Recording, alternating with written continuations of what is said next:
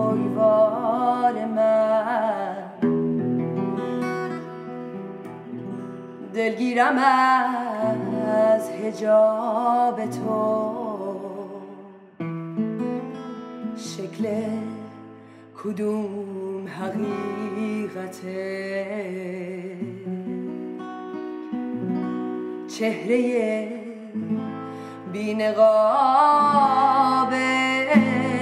تو.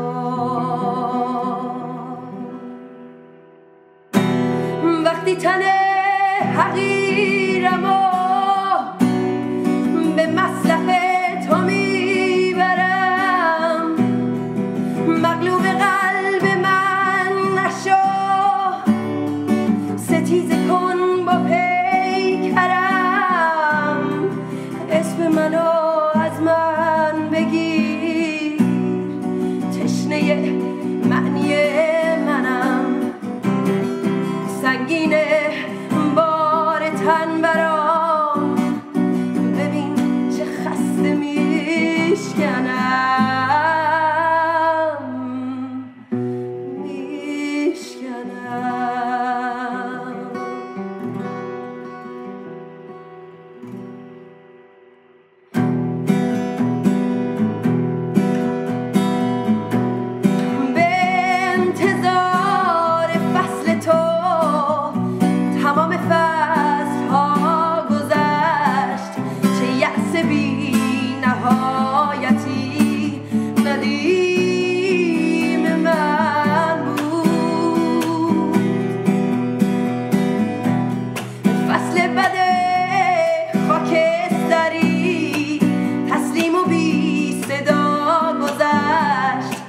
قلب بی سخاوتی حریم من بود.